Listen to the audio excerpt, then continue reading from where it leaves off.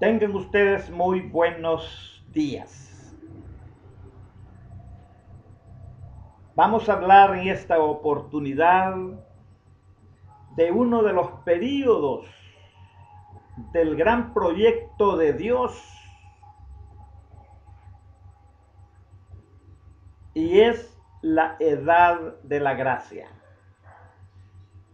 La edad de la gracia, o sea, la era de la iglesia, da inicio con el Pentecostés y termina con el rapto de la iglesia. Después viene el gobierno milenial, que ya es en la era siguiente, con los 7 años de la tribulación y a continuación con la segunda venida de Cristo.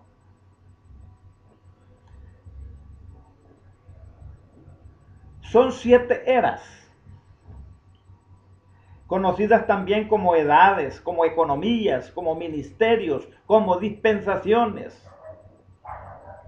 como administración, etc. La primera es la inocencia con la creación y finaliza con la expulsión de Adán del jardín del Edén. La segunda era es la conciencia, que inicia con Set y termina en el diluvio. La tercera era es el gobierno humano, que inicia con la salida del arca y finaliza en la ciudad de Babel. La cuarta era es la promesa, que da inicio con el derribamiento de la torre de Babel, con la dispersión de las lenguas hasta Egipto. La quinta era es la legal, que da inicio en Éxodo, con el Éxodo, y finaliza con la resurrección de nuestro Señor Jesucristo. La sexta era es la gracia, que es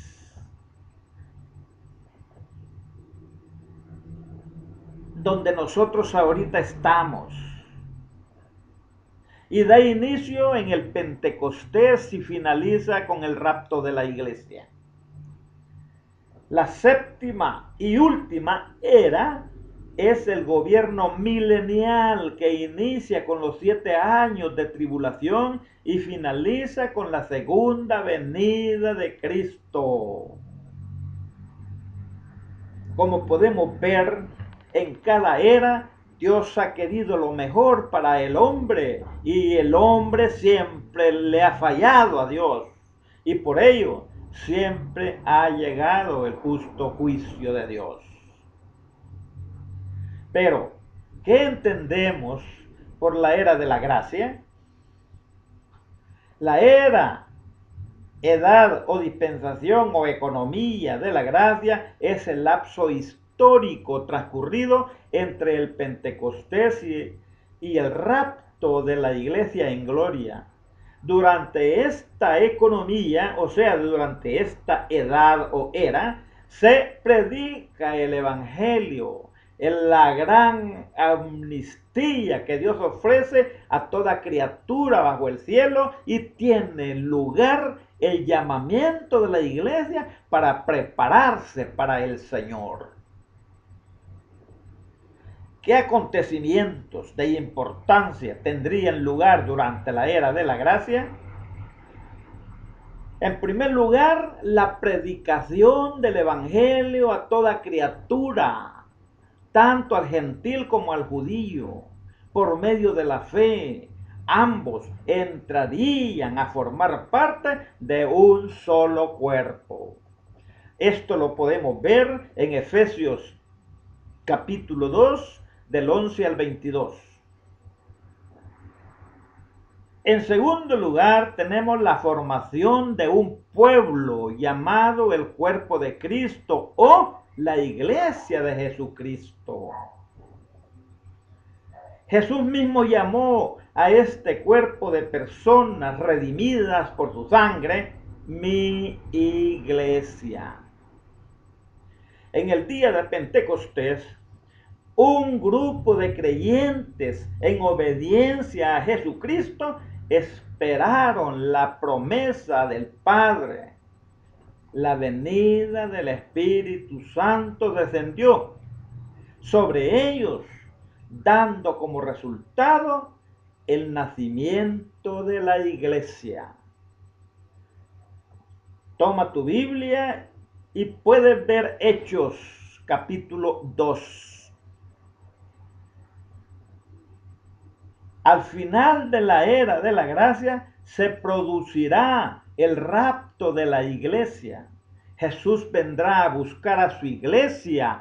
Para estos efectos, los muertos en Cristo resucitarán primero y después los vivos serán transformados para recibir al Señor en los aires. Aquí puedes tú abrir tu Biblia y ver en Juan capítulo 14, Mateo 25, versículos de 1 al 3, Primera de Corintios capítulo 15 y Primera de Tesalonicense capítulo 4, versículo 16.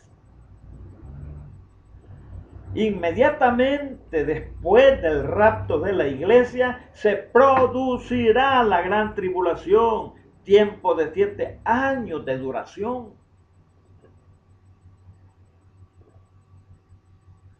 Aquí Dios derramará todo el furor de su ira sobre el imperio del anticristo y sobre los impíos.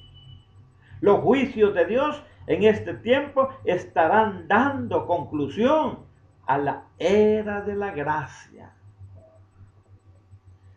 Al final de la tribulación, Jesucristo vendrá con sus santas decenas de millares para hacer juicio contra todos y dejar convictos a los impíos de todas las obras impías o malas que han hecho y de todas las cosas duras que los pecadores han hablado del Señor. Aquí nos queda claro que los propósitos de Dios han sido maravillosos para el hombre. Siempre ha querido lo mejor, pero el hombre siempre falló. Podemos ver en cada dispensación o en cada edad que el Señor siempre le ofrece lo mejor al hombre y el hombre le sale fallando y Dios aplica su juicio. Aquí tenemos que podemos ver una lámina donde nosotros explicamos o presentamos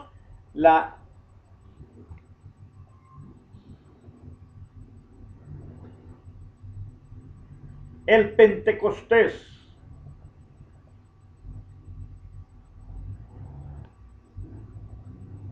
El rapto de la iglesia.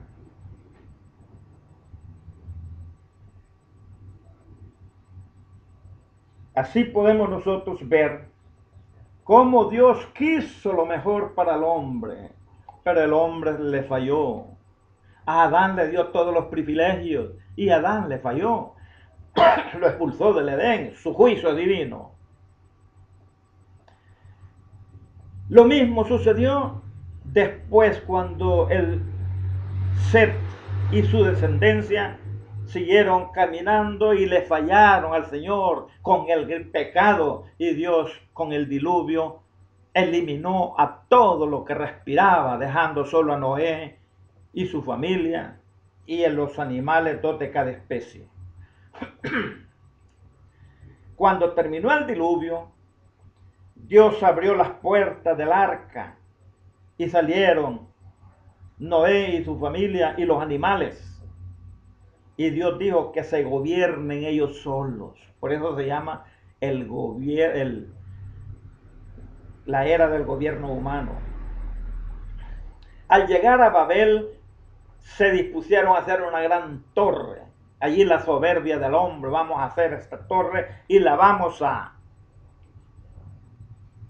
hacer tan alta y nos vamos a llevar un nombre. Y Dios se acercó y les dijo, qué barbaridad, la humanidad es una sola y tienen una sola lengua. Si los dejo, ¿qué más maldades van a hacer? Y destruyó la torre y dividió las lenguas. De allí nacieron 3 descendencias, la jafética, la camítica y la semítica. Fue cuando Dios le habló a Abraham y le dijo que abandonara su parentela y que le iba a dar la tierra prometida. Salió Adán sin saber a dónde iba. Se llevó a Lot, el sobrino, y se llevó a Sara. Pero allá se fueron a Siquem. En ese entonces se vino una gran hambruna, una gran hambre, y ellos se fueron para Egipto. Esa desobediencia le costó someterse a la esclavitud allá en Egipto. Allí termina la promesa y se inicia la era legal con el éxodo y termina allá en la resurrección de nuestro Señor Jesucristo. La era de la gracia se inicia con el Pentecostés, el nacimiento de la iglesia, y termina con el rapto. Y luego se inicia el gobierno milenial con los 7 años de la gran tribulación. Y termina con la segunda venida de nuestro Señor Jesucristo. Así es que nosotros debemos, y todos los cristianos debemos de conocer esto.